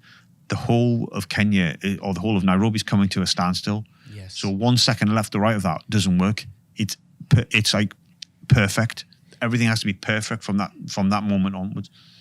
It's, as you're saying that, it's clearing up to me in my head.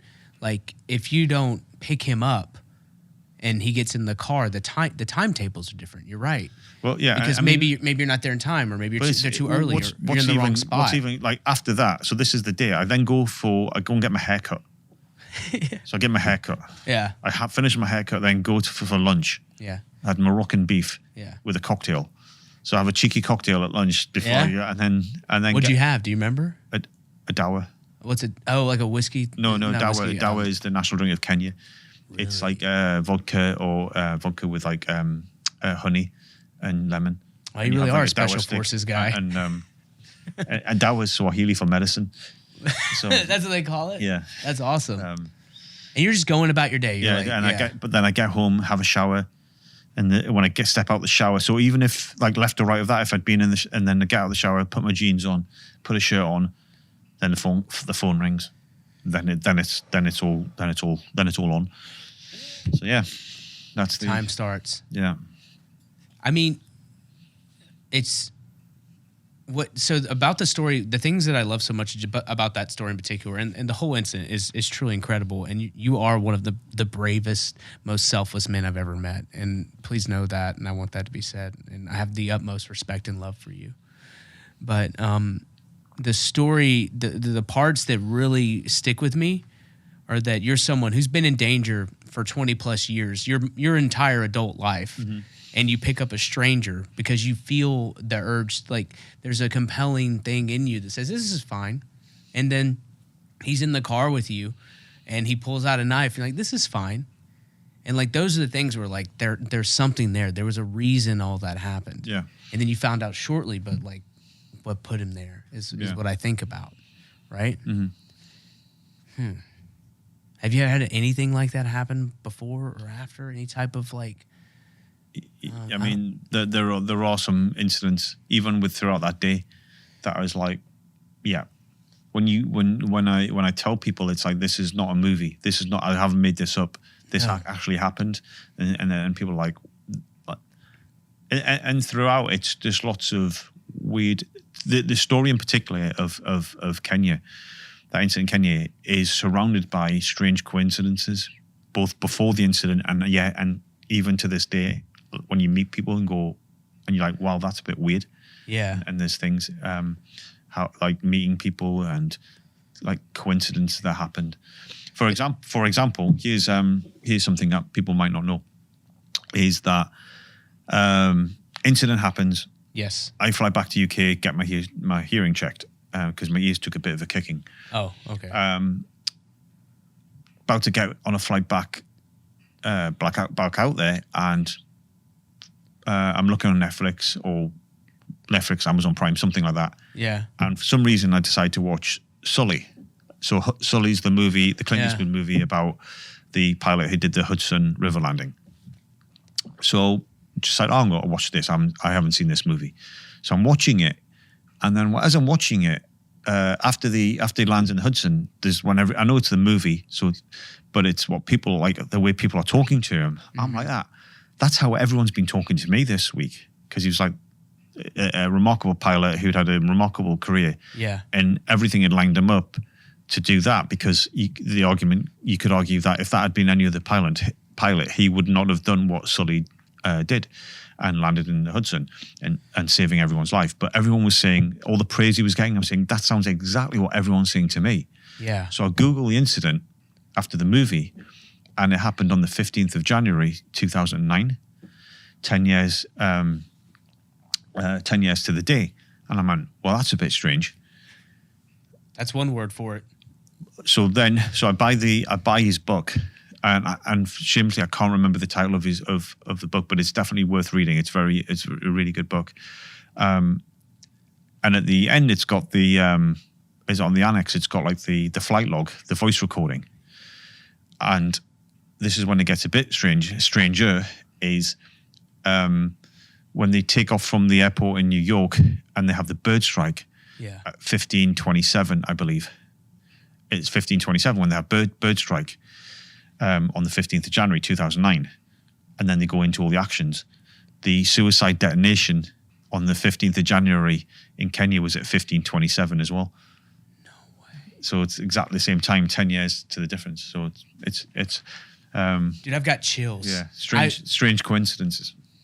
It's coincidences is a word. There's something there. Like in that movie, oh God, in that movie it even talks about like how they did the investigation into him, and this is a movie, but how it's presented is, I believe it's the FAA is like, they were kind of upset because from their opinion, they're like, you should have gone to a different airport and done procedures. And he's like, no one knew. We did the best we could at the time because, he's doing a hard water landing, which is not good. But like anyone else in that situation wouldn't have succeeded, just like your situation. Yeah. Were you like on the flight back and like, oh wow, this is? Well, the thing is, or was it after the book you read? It was the book. When it was the book, it was like, I was like looking, going, like, when your blood runs cold. Yeah. Like, and you look at the time, and I was like, 15:27 is when the bomb went off. Yeah. And for anyone who's going to doubt me and look at the time-stamped videos, they're wrong.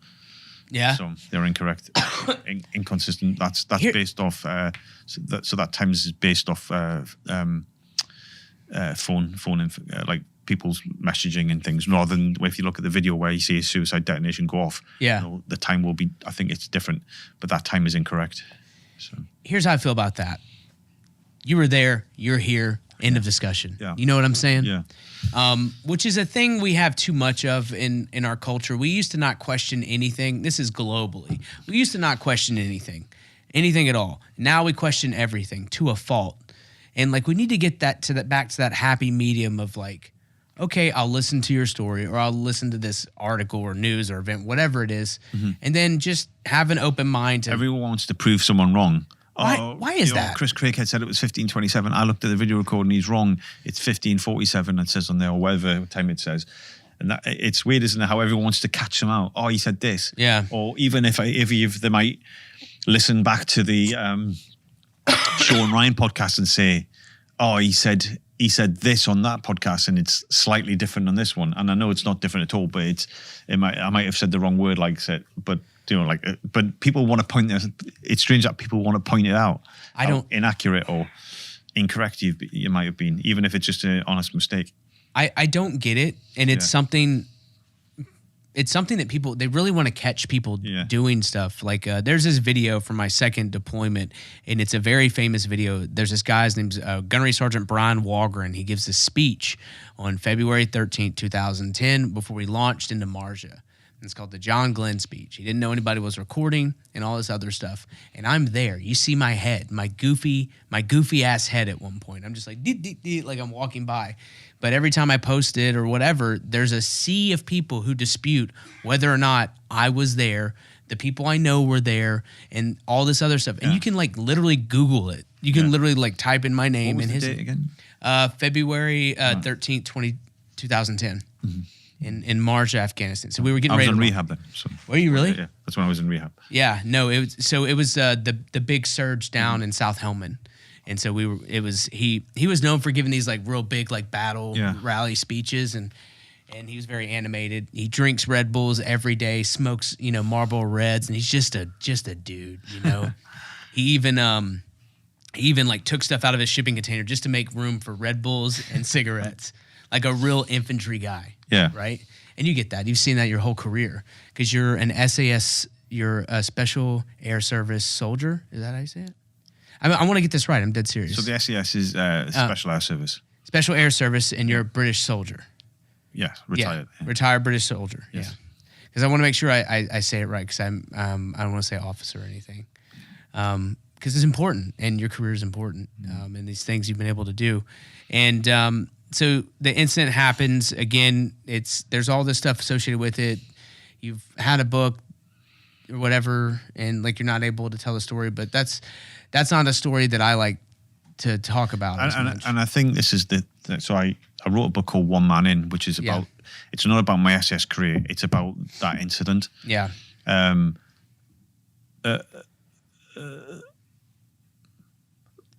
Just long story short is they eventually said I couldn't publish it, and they were just leading me along and along and along. I then took it for judicial review. Judicial review failed, and that's it. It doesn't mean I won't tell the story. When the time's right, maybe I will tell the story because it's just not going to be in book format. Yeah. But this is the thing. It's kind of everyone knows what happened. I turned up and did the business and left. So people can fill in the gaps. Yeah. That's fine. But no one's really interested in the story anymore. They're more interested in Chris Craighead because it's what that story represents. And that's what, like that photograph of me going into the hair salon. That picture. Yeah, when you're pulling up. No, it's the one when I'm going in. Okay. Okay. That's a hair salon. It's a hair salon. Yeah. Okay. That in itself has become something. And I've said this before. What lots of people in the British government establishment do not like what I did that day. That's a fact. Guys in my unit, the army, they support me to this day, even for everything what I'm doing on social media, what I represent, because in some ways, this is my theory of that photograph. What it represents is rebellion. It represents doing the. Dude, you're such a fucking dude. That's the coolest fucking. You know what and you're like, it's a hair salon. It's That's it right there, right? The right. Yeah, we are open. We are open. Yeah. It was about to be open, but it represents like stepping up, doing the right thing, without orders, and just saving lives, and being a good guy. it's being one of the good guys. That's what it's about, and that's why I think it's so popular. Not so much not only the incident, but the Chris Craighead. It's like what we're saying. It's like a code. It's become like a code. It's become like what's a good example? What's a good example of humanity? It's like, hey, it's when that guy went in and saved those people. That's why I think is the event is so popular. It reminds me of the stories that you hear about 9/11, the day when the towers were hit, and the people, from Flight 93 who took the plane down. Yeah. Just ordinary people in Have you heard of Red Bandana Man? That's literally what I was about to say. My daughter gave it to me. It reminds me of that. Yeah. And that's what I think about, because you're right. It is a bigger thing. And I think, you should be able to say, and it is true, that there's this larger than life character. But what I love about you is that you know that, and you try to honor that and put forth in your best efforts to showcase that this is what we can all be at our best. You don't ever say it's just Chris Craighead. You're like, this, anyone can do this, right? Because Red Bandana Man, that is literally someone who's in a horrible situation, who did the unthinkable and didn't blink. And the difference between, so there's the fine line between, I say everyone's got something inside them that they can do, and it's stepping up. And even if it's just saying something in a conversation, saying the right thing in a conversation rather than being quiet, and not saying anything, not defending someone or not defending an ideal. But then sometimes it's realistic, like the Sully the pilot. He was the only one who could do that. Because of things, just like me on that day, it's like not anyone could have done that. It's the fact that all my life I'd been training for that day. In my I was like a guru at hostage rescue, and close quarter battle. So I was top of the game, of doing that sort of thing. And it's a bit like the analogy I used when someone said, "Oh, well, how did you prepare? Did you train for that?" And I said, "No, but it's a bit like this. It's a bit like." If you were walking down the street and you would in Broadway, and someone said, "Hey, can you? Our lead singer performer's dropped out of this play. Can you do it?" If it was a normal person, you'd be like, "No, of course I can't." But what about if that person come out and said, "Hey, our lead actor performer has dropped out. Can you do it?" And the person they asked was had studied theatre all his life, had been performing in plays all his life, not only performing in plays, but actually done that play, studied that play, and helped write some of the lyrics and performed it and done it lots of times before, and then said, "Can you step in and do it?" Then about, "Yeah, of course I can, because I've been training for it all my life." So it's that's how it came easy to me that day, rather than I didn't feel out of my depth at all. I felt confident all the way through. I didn't think how am I going to get through this? I felt like a pro fighter stepping in the ring with amateurs. You knew. Yeah. You could feel it. Did you what I think it's called the flow state of the creative, when you hit that perfect rhythm where it's muscle memory. Is that how it felt? Yeah, it was I absolutely tapped into flow state full on at another level. I've hit flow state before doing CQB and even on training, but you get into this rhythm and flow state is just where you've got a heightened sense of your abilities, or you everything's tuned in. You sometimes get caught up in the moment. So for example, when you say, "I don't know where the time went," when you're having a good conversation with someone or having a good experience with someone, it's kind of flow state. Yeah. But with this, it was just I could see clearer. I could hear things. I could operate I was operating on a superhero level. That's what it felt like, because it was say flow state was on full. And I've spoken to Red Bull about this, or the sports psychologist at Red Bull, in detail, and shared my experience about the flow state experience with her. And it's fascinating. And she's a fascinating woman herself, but to talk to and talk through this experience with. I mean, because when you think about it, you've probably done millions of CQB drills, millions of SOPs and everything else, and then for it to happen to where it all meshes together Like when I think about flow state, I think about your brain just taking a back seat and reacting. And it's not so much the creativity as well that comes with it. It's like Yes. now I'm operating on a level that I've never, like now I'm doing something I've never done, but making snap decisions, changing the rules of the game as you go along to make it fit you better, it's real. It was like true adapting to the situation on another level, making the situation fit me. I was working around it. The situation wasn't in control of me. I was in control of the situation throughout. How long was it from the time you started to stop, if you had to guess? Or 22 hours from me turning up to leaving. So from when you walk into that salon till from when I turn up at the incident to leaving is 22 hours. So how long was just the kinetic aspect of it? 18 hours, I believe. I should remember. I should memorize this by now. But you don't have to memorize anything. 19-hour Kenya. Yeah. I mean, dude, I feel like I'm in a flow state with you as we're having this conversation, because like you're sharing stuff that, like, I mean, it's like you're speaking towards like training, being in the moment, and like realizing it and stepping up to it. And I can't imagine the mix of adrenaline, fear. I don't know. I don't know what that's like. The gallantry, won a conspicuous gallantry cross, the UK's second highest medal. I mean, it's just incredible. It's just incredible, and all these things have led you to this place to where now you're a published author. Yeah, of an incredible book. I've read it. I know Blas has read it as well to his family. The Wrong Wolf. Yeah. Right. Mm-hmm. So it's the story of what it takes to beat a wolf, right? Well, no. How would you describe it? Actually, I don't want to say that. It's a. I have my thoughts on it's what a story of. I mean, it's not it's something. So the story's called The Wrong Wolf.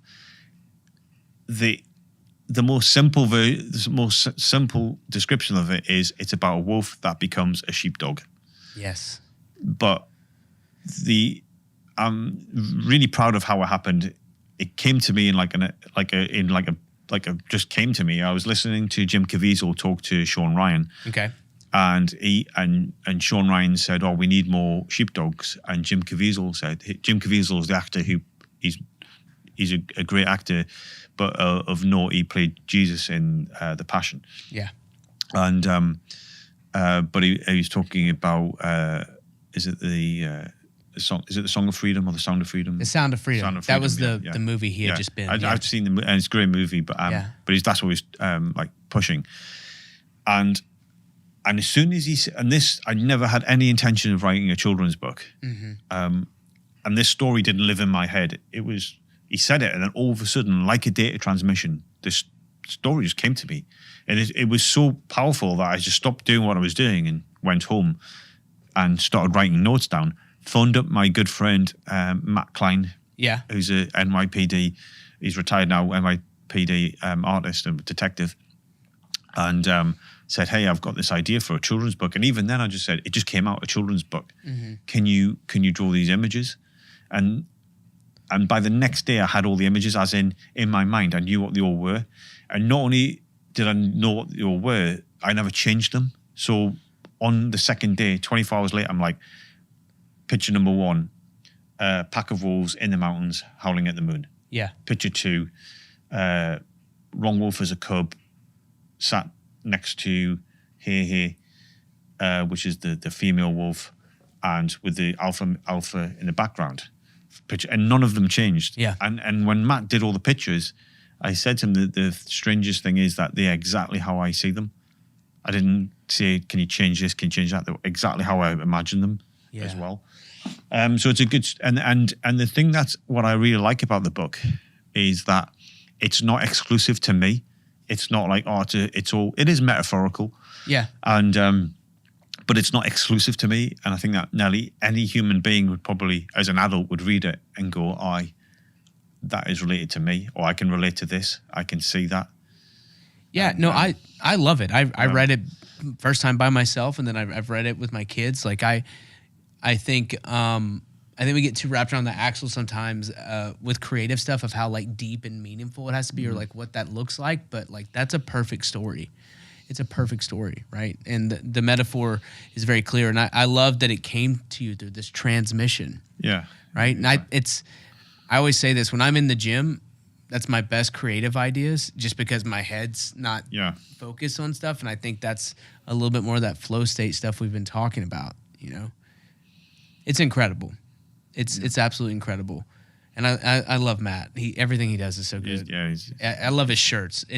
I have the one with it says Battle Tribe and it's like the Mandalorian. People stop me whenever I wear that shirt, actually. But no, as we're coming to a close here and we're wrapping up, and again, thank you for everything. You know I love you. You're the best. So excited. You've got a U.S. cell phone number and everything now. I'm just waiting out on I'm looking at a truck soon.